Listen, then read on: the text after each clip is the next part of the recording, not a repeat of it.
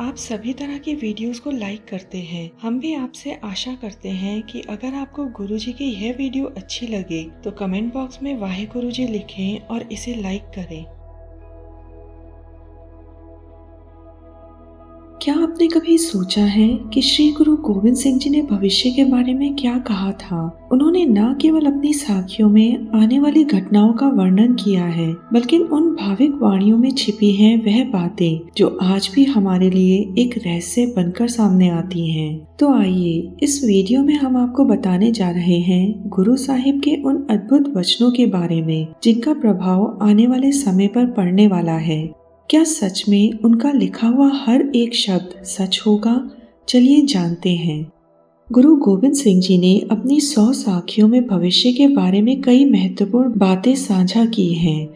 एक समय जब एक सिख ने गुरु साहिब से यह सवाल किया कि औरंगजेब बहुत शक्तिशाली है तो मुगलों का शासन कैसे समाप्त होगा, तब गुरुजी ने कहा था कि काबुल से एक व्यक्ति आएगा जो दिल्ली पर मुगलों का शासन समाप्त कर देगा। और यह सच हुआ जब काबुल से अब्दाली आया और उसने मुगल साम्राज्य को मिट्टी में मिला दिया। गुरु साहिब जी ने यह भी कहा था कि जब अब्दाली खालसा से लड़ेगा तो उसका भी अंत हो जाएगा और इस प्रकार खालसा राज पहली बार स्थापित होगा। श्री गुरु गोविंद सिंह जी ने अपनी 100 साखियों में भाविक वाणी की थी कि भारत में एक नया देश बनेगा जिसका नाम पाक होगा। इसके अलावा उन्होंने 1984 के बारे में भी उल्लेख किया था। इन साखियों में गुरु साहिब ने महाराजा रंजीत सिंह जी के शासन और अंग्रेजी हुकूमत के बारे में भी भविष्यवाणी की थी कि समुंदर पार से अंग्रेज आएंगे और सिखों का शासन समाप्त हो जाएगा और लगभग 200 वर्षों तक शासन करेंगे। और हम सभी जानते हैं कि यह घटना भी साकार हुई थी। इतिहासकारों के अनुसार जब अंग्रेजों को इस 100 साखी के बारे में जानकारी मिली तो उन्होंने इसे नष्ट करने का आदेश दिया क्योंकि उन्हें अपने शासन के खत्म होने का डर था। जो वचन श्री गुरु गोविंद सिंह जी ने दिए थे वे कैसे पूरे नहीं हो सकते। उनके द्वारा की गई भविष्यवाणियां सच साबित हुई, जैसे कि भारत की स्वतंत्रता 1947 में जब अंग्रेजों के शासन से लगभग 200 साल बाद भारत आजाद हुआ। उन्होंने यह भी भविष्यवाणी की थी कि भारत से एक नया देश बनेगा जिसका नाम पाक होगा। जैसा कि हम जानते हैं 1947 में पंजाब का एक हिस्सा विभाजित होकर पाकिस्तान बना। इसके अलावा भारत और पाकिस्तान के बीच युद्धों के बारे में भी 100 साखियों में उल्लेख किया गया है। साथ ही बांग्लादेश के निर्माण के बारे में भी भविष्यवाणी की गई थी। 1971 की जंग जो कि पाकिस्तान और भारत के बीच हुई थी, इस जंग के बारे में भी 100 साखी में जिक्र है। यह जंग 14 दिसंबर 1971 में शुरू हुई और 17 दिसंबर 1971 को खत्म हो गई थी। उस समय पाकिस्तान का राष्ट्रपति जया खान था। उस समय भारत में ब्लैकआउट लगा दिया गया था, जिसका मतलब यह था कि कोई भी आदमी अपने घर से बाहर नहीं निकल सकता था और ना ही कोई दिया या लाइट जला सकता था। 17 दिसंबर 1971 को पाकिस्तान ने अपनी हार कबूल कर ली थी और 18 दिसंबर 1971 को बांग्लादेश एक अलग देश बन गया। इस बात का जिक्र गुरु गोविंद सिंह जी ने 100 साखी में पहले ही कर दिया था। 100 साखियों में एक और महत्वपूर्ण भाविक वाणी थी कि भारत में एक विधवा का राज होगा और यह महिला 1984 में भारत की प्रधानमंत्री श्रीमती इंदिरा गांधी थी।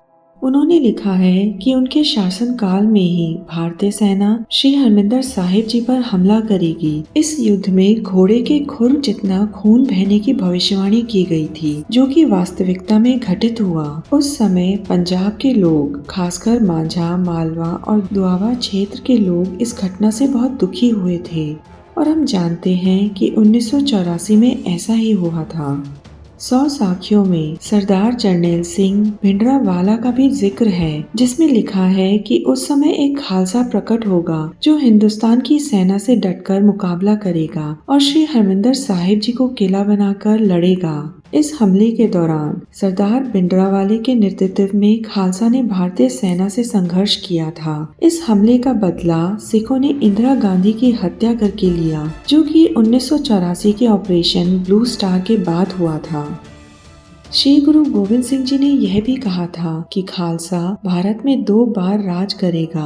पहला राज महाराजा रंजीत सिंह के समय हुआ, जो इतिहास का हिस्सा बन चुका है, और दूसरा सिख राज एक बड़ी जंग के बाद आएगा, जो 14,000 वर्षों तक स्थिर रहेगा।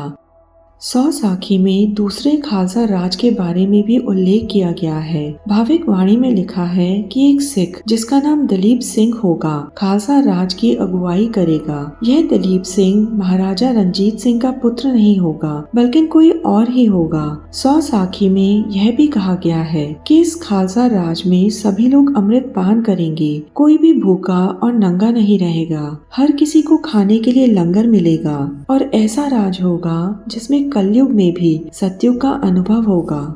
उन्होंने यह भी कहा है कि भारत पर पश्चिमी दिशा से आक्रमण होगा और रूस और चीन की सेनाएं भारत पर चढ़ाई करेंगी। गुरु साहिब जी ने 100 साखियों में यह भी वचन किया है 2031 तक दुनिया की कुल आबादी केवल 70 करोड़ तक सीमित रह जाएगी।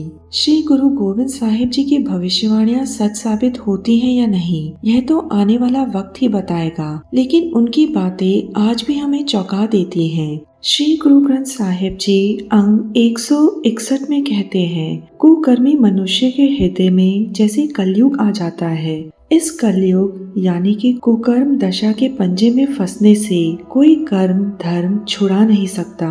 हे नानक, परमात्मा के नाम के बिना कोई मनुष्य कलयुग से मुक्ति नहीं पा सकता। परमात्मा जगत का सदा स्थिर रहने वाला बादशाह है, उसका हुक्म अटल है। जो मनुष्य अपने मन में सदा स्थिर परमात्मा के नाम रंग में रंगे जाते हैं, वह उस बेपरवाह हरि का रूप हो जाते हैं। वह उस सदा कायम रहने वाले परमात्मा की हजूरी में रहते हैं, उसके सदा स्थिर नाम में लीनता प्राप्त कर लेते हैं। हे मेरे मन, गुरु की शिक्षा सुन, गुरु के शब्द को अपने सोच मंडल में बसा के रख। अगर तू परमात्मा का नाम सिमरेगा तो संसार समुंदर से पार लांग जाएगा, पर ये जगत अपने मन के पीछे चल के माया के मोह में फंस के जन्म मरण के चक्र में पड़ा रहता है। माया की भटकना में ही पैदा होता है और माया की भटकना में ही मरता है। अपने मन के पीछे चलने वाला जगत परमात्मा को याद नहीं करता और पैदा होता मरता रहता है।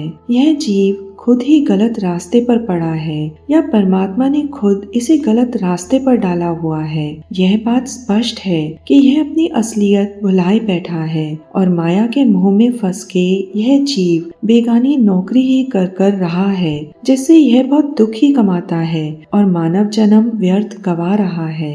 परमात्मा अपनी मेहर करके जिस मनुष्य को गुरु मिलाता है, वह मनुष्य माया का मोह छोड़ के केवल परमात्मा का नाम सिमरन करता है तथा अपने अंदर से माया वाली भटकना दूर कर लेता है। हे नानक, वह मनुष्य सदा हरि नाम सिमरन करता है और हरि नाम खजाना प्राप्त करता है, जो उसके वास्ते जगत के सारे 9 खजाने हैं। अगर आपको यह वीडियो पसंद आया हो तो लाइक करें, शेयर करें और चैनल को सब्सक्राइब करना न भूलें। सतनाम श्री वाहेगुरु।